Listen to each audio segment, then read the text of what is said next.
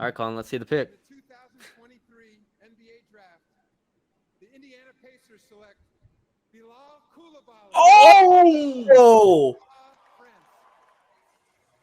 Bilal Coulibaly, of course, the teammate of Victor At Wembanyama 7. on Nets Two things here. Bilal Coulibaly going at 7. Second thing, Jarris Walker and Cam Whitmore falling. So 3 stories that we need to look at. Obviously, Bilal Coulibaly is the big one. This is a crazy pick. You have to buy his upside at an insane rate. I have him really late in my board. It's like, I think it's 20. I don't know. love him. I have him at 12 on my board. Yeah, you love him. You have him at 12 on your board. Listen, 18.9 years old, 6'7", 7'3" wingspan, averaged 11 points, 4.2 rebounds, and 1 steal with Victor Wembanyama on his team. Only shoots 34.2% at the 3-point line. He is an athlete. He can finish, but he can't. He's a poor catch and shoot player. Man, I'm just amazed. And it doesn't really have any self-creation. He has a good feel for the game. None. All right, Wizards fans, we are doing this video after the first round ended to kind of give y'all a full reaction of the Wizards trading up to get Bilal Coulibaly at the 7th pick and swapping with the Pacers at number 8. When I think about it, I still don't think it's a good pick. Okay, Yeah, I don't either. However, I think a lot of people had the Wizards taking Anthony Black at 8, right? Yeah. And when you look at the similarities between Anthony Black and Bilal Coulibaly, you can kind of see it. Yes. As far as a defender goes that has size, right? They're very different offensively. Anthony Black has the ball in his hands, is a good passer, so on and so forth. Coulibaly is more of an off-ball player, you like him as a rebounder, cutter, slasher type role guy. Right. I have Coulibaly very high on my board. I think at 12. Yeah. So I buy the defense, I buy the slashing ability, and I think I buy the 3-point shot to a degree.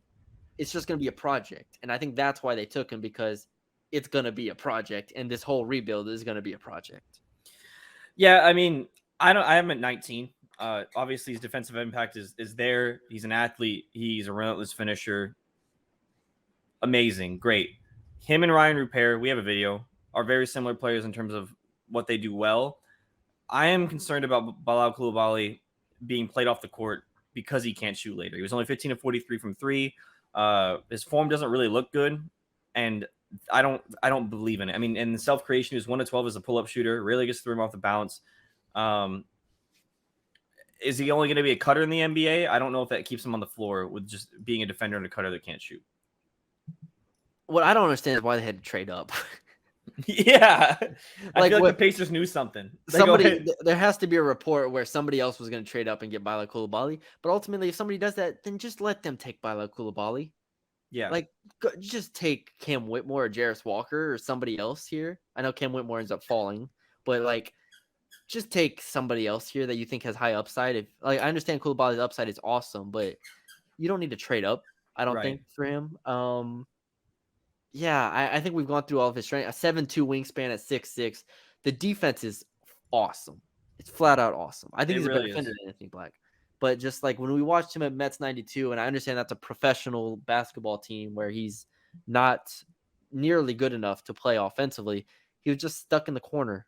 Like he wasn't quite there, wasn't present.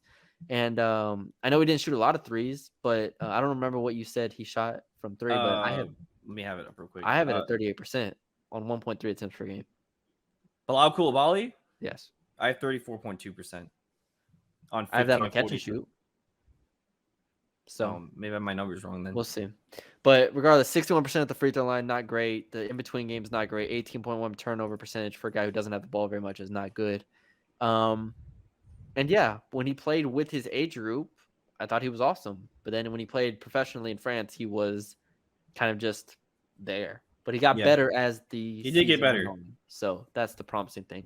7 is still a little bit too high for my liking, especially when you have to trade up to get him at 7. Yeah, I don't think they gave up much to trade up, but still, I don't see why. It means you're throwing a lot of stock in a player. I don't know if anyone's sure how he could turn out to be.